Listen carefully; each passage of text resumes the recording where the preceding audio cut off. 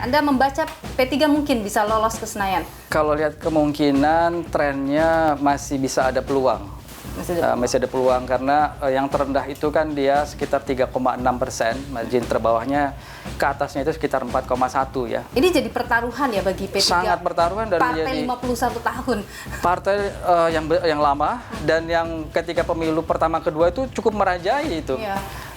Dia 5 besar itu 99 ya, 99 itu dia 5 besar. Itu luar biasa sekali ketika masih dipimpin oleh Pak Hamzah Has ya. Sehingga Pak Hamzah Has punya nilai jual cukup tinggi sehingga dia masuk bursa cawapres waktu itu. Nah, tapi kalau sekarang, wow itu sangat turun. Apa yang membuat P3 itu begitu terus mengalami penurunan? Pertama, regenerasi yang kurang berhasil. Kedua, citra partai ini old fashion sekali. Jadi ini partainya babe gue nih gitu kan. Okay. Dan yang ketiga, beberapa tahun terakhir ini terjadi pembelahan vertikal antara keinginan elit P3 dengan akar rumput P3. Selain PPP yang tengah harap-harap cemas lolos ke parlemen, Partai Anak Jokowi, PSI, juga bisa jadi lolos ke Senayan.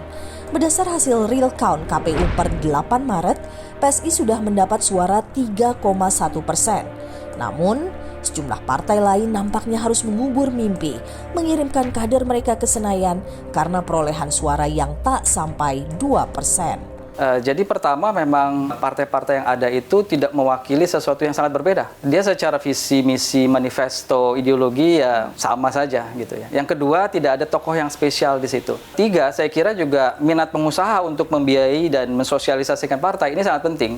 Dalam kehidupan demokrasi itu mahal memang politik dan itu betul membutuhkan kekuatan logistik dan finansial yang tidak main-main.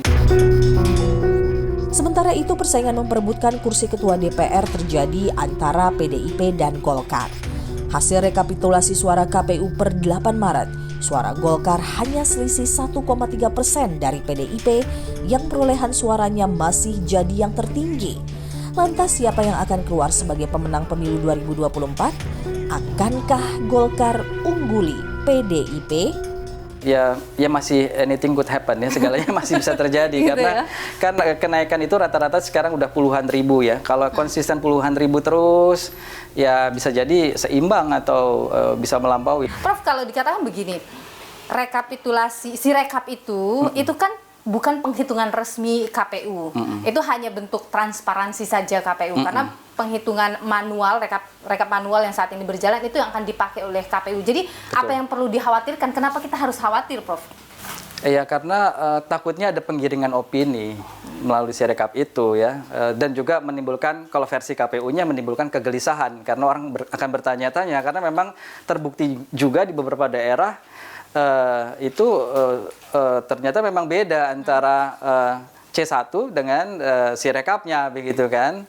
Nah ini yang kemudian mungkin bisa menimbulkan hal-hal yang tidak diinginkan. Makanya juga akhirnya di stop kan itu. Iya. Meskipun bagi saya sih sebenarnya dilanjutkan saja, hanya diberi penjelasan saja situasinya. Karena kan menarik juga melihat perkembangan statistik ya. Dari masa ke masa, dari waktu ke waktu begitu.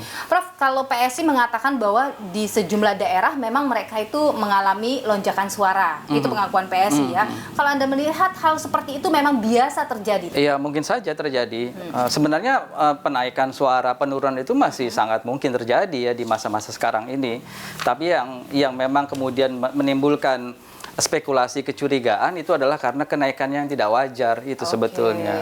Jadi memang ada naik turun tapi tidak mungkin melonjaknya sebesar. Iya, dan memang juga sudah terbukti kan ada salah tulis, salah ketik dan lain-lain kan. Atau juga memang katanya teknologinya yang harus dilengkapi lagi, ada yang mengatakan sumber daya manusianya lagi yang harus lebih dilengkapi gitu. Dan juga kalau kita lihat ya bukan tidak mungkin ada masalah human error dan juga masalah tentang kredibilitas dari yang terlibat di dalamnya. Itu bisa terjadi, Prof? Bisa terjadi, sangat bisa terjadi. Kecurangan apa yang mungkin terjadi dalam kan yang terakhir ada orang yang ditangkap karena memang menggeser suara ya. Itu mungkin tidak hanya terjadi pada satu orang. Iya, Anda bayangkan kalau di Jawa Timur saja terjadi, bagaimana misalnya di Maluku Utara, di yang paling ujung, wah terlalu banyak wilayah tersembunyi di Indonesia ini yang tidak terdeteksi. Tapi bagaimana caranya membohongi C1 yang dari TPS, Prof? Kan tidak semua TPS ada saksi.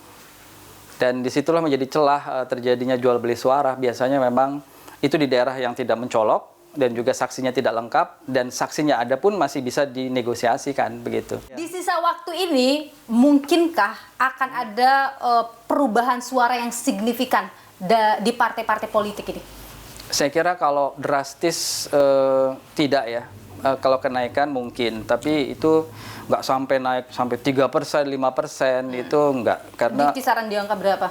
iya 1, 2 ya gitu ya, maksimal 2,5 atau 3 lah gitu ya. Tapi di luar itu saya kira tidak, karena memang sudah semakin terbaca ya konstelasi politiknya dan juga kira-kira jumlah suaranya begitu. Oke, baik.